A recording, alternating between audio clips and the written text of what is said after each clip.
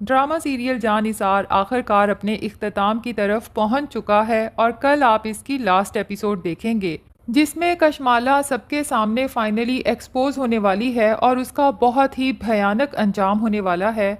दुआ तमाम सबूतों समेत नौशेरवां के घर एक दफ़ा फिर पहुंच जाएगी जबकि वहां पर नौशेरवां के बड़े भाई जवार की बरसी चल रही है। जाफ़र जो बहुत पहले से ही दुआ के साथ मिल चुका था और दोनों मिल के कशमाला और सरफराज के खिलाफ सबूत जमा कर रहे थे और जाफ़र बहुत पहले से इस चीज़ की खोज में भी था कि बड़े साईं यानी कि जवार के कत्ल के पीछे किसका हाथ है। तो जाफ़र को इसी तफ्तीश के दौरान जवार की एक खोई हुई डायरी मिलती है जिसे कशमाला ने बहुत छुपा के रखा था, क्योंकि कशमाला को ये डर था कि अगर ये डायरी किसी के हाथ लग गई तो उसका असल चेहरा सबके सामने आ जाएगा। लेकिन कशमाला नहीं जानती थी कि जाफ़र के हाथ तो वो डायरी कब की लग चुकी है जिसमें जवार ने अपने तमाम तकलीफ़ें और दुख लिखे हुए थे जो वो कशमाला के साथ शादी के बाद झेलता आया है, लेकिन अपने घर वालों को हवा तक नहीं लगने दी। कुछ तो अपनी बदनामी के डर से और कुछ अम्मा साईं बाबा साईं के बुढ़ापे का ख्याल रखते हुए उसने ये बात खुद तक ही महदूद रखी कि कशमाला ने शादी के फ़ौरन बाद ही जवार को तंग करना और ताने देना शुरू कर दिया था कि मैं तो नौशेरवां गजनवी से मोहब्बत करती थी, जब आप लोग रिश्ता लेकर आए तो नौशेरवां ही आगे बढ़ के मेरा हाथ पकड़ के सबके दरमियान लेकर गया था और मैं यही समझी कि मेरी शादी नौशेरवां गजनवी से होने वाली है।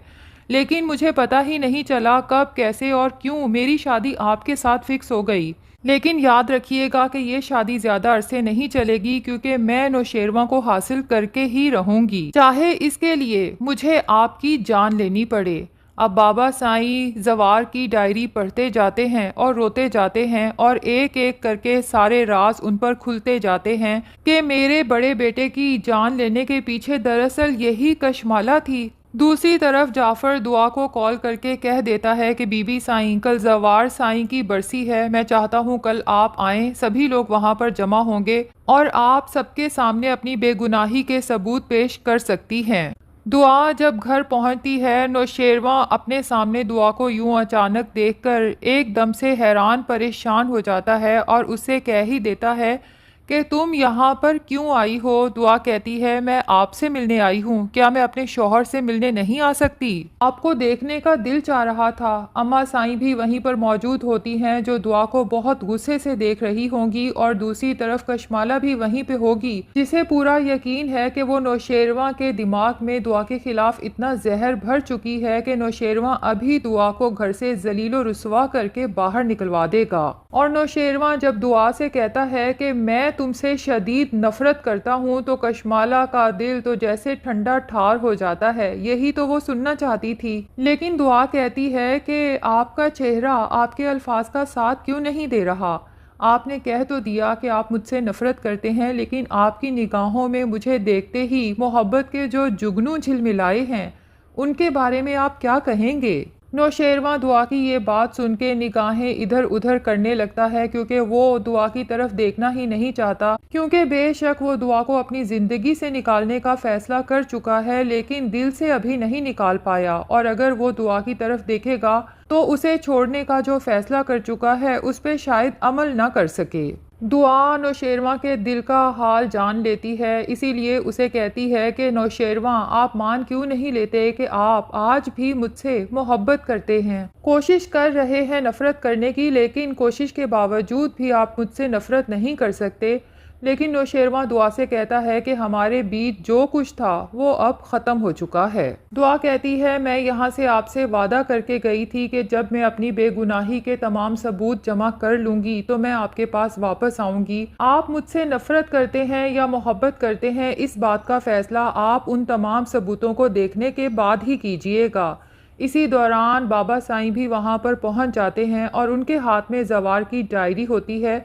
अम्मा साईं तो एक नज़र में पहचान जाती हैं कि ये तो मेरे प्यारे बेटे जवार की डायरी है। वो तो डायरी देखते ही बहुत इमोशनल हो जाती हैं क्योंकि उन्होंने वो डायरी बहुत ढूंढी थी जवार की मौत के बाद, लेकिन उन्हें कहीं भी नहीं मिली थी। इसीलिए बाबा साईं से कहती हैं कि साईं जी ये तो जवार की डायरी है, आपको कहाँ से मिली? मैं तो जवार की मौत के बाद इतने सालों से इस डायरी को तलाश कर रही थी बाबा साईं अम्मा साईं की किसी बात का जवाब तो नहीं देते, अलबत्ता कशमाला की तरफ शदीद गुस्से के आलम में देखते हैं और कशमाला की तो समझो जैसे जान ही निकल जाती है, क्योंकि उसे पता चल जाता है कि बाबा साईं ने सारी डायरी पढ़ ली है और कशमाला के चेहरे से नकाब उतर चुका है। और इसके बाद दुआ कशमाला और सरफराज की तमाम रिकॉर्डिंग्स नौशेरवां और सब घर वालों के सामने प्ले कर देती है। नौशेरवां तो जब वो रिकॉर्डिंग्स सुनता है तो उसके तो होश ही उड़ जाते हैं और साथ ही दुआ नौशेरवां को बताती है कि मैं सरफराज से मिलती रही थी, मुझे माफ़ कर दें, लेकिन उससे मिलने का मकसद आपसे बेवफाई नहीं था। मेरे पास और कोई रास्ता ही नहीं था कि मैं अपने लिए सबूत जमा कर सकूं। अपने आप को बेगुनाह साबित करने के लिए मजबूरी के तहत मुझे अपने ही दुश्मन से हाथ मिलाना पड़ा।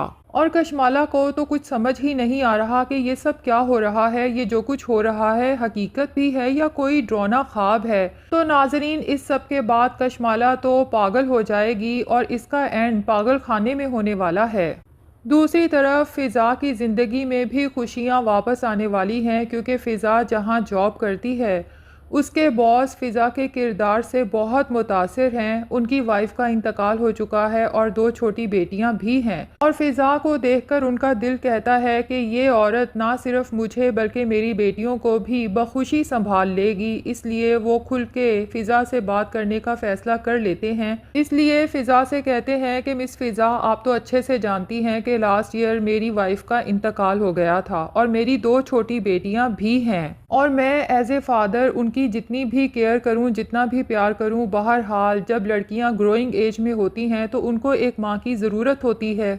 और आपको देखते ही मुझे यूं लगा था जैसे मेरी बेटियों के लिए आप एक बेहतरीन माँ साबित हो सकती हैं, लेकिन आप पर कोई ज़ोर ज़बरदस्ती नहीं है। आप एक दफ़ा मेरी बेटियों से मिल लें, उसके बाद ही आप कोई फ़ैसला कीजिएगा। दूसरी तरफ असलम को भी एहसास हो जाता है कि उसने अपनी बेटियों को सारी ज़िंदगी ताने दे दे के खुद से दूर रखा, जिसकी वजह से बच्चियों में और बाप में हमेशा से एक गैप रहा, डर रहा, खौफ रहा और उनकी ज़िंदगियों में इतने बड़े बड़े सानेहात हो गए। एक तरह से तो असलम उन पेरेंट्स को सबक दे रहा है जो अपने बच्चों की छोटी छोटी गलतियों पर उन्हें ताने देते हैं, तो बच्चे बड़ी बड़ी गलतियां अपने माँ बाप से छुपाना शुरू कर देते हैं और फिर खुद ही किसी बहुत बड़ी मुश्किल में गिरफ्तार हो जाते हैं, जो ना सिर्फ उनके लिए बल्कि पेरेंट्स के लिए भी बहुत तकलीफ़ का बायस बनती है। तो अगर पेरेंट्स और बच्चे आपस में दोस्ती का माहौल रखें और बच्चों को पता हो कि हमारे साथ जो भी मुश्किल दरपेश होगी हम अपने वालिदैन से शेयर कर सकते हैं, तो बाहर के लोग बच्चों की मासूमियत का, उनकी कमज़ोरियों का कभी फ़ायदा नहीं उठा सकते।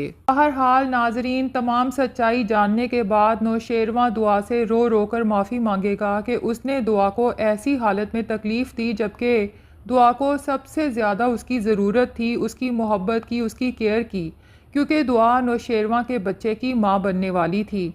अम्मा साईं बाबा साईं भी दुआ से अपने किए की माफ़ी मांगेंगे कि उसे छोटे घर की, छोटे मोहल्ले की, छोटे किरदार की औरत कह के धुतकारते रहे। हालांकि वही छोटे मोहल्ले की औरत ही तो उनके बेटे के साथ असल में सिंसियर थी और ये ख़ानदानी बहू कशमाला, जिस पे उन्हें बहुत नाज था, ये तो आस्तीन का सांप निकली।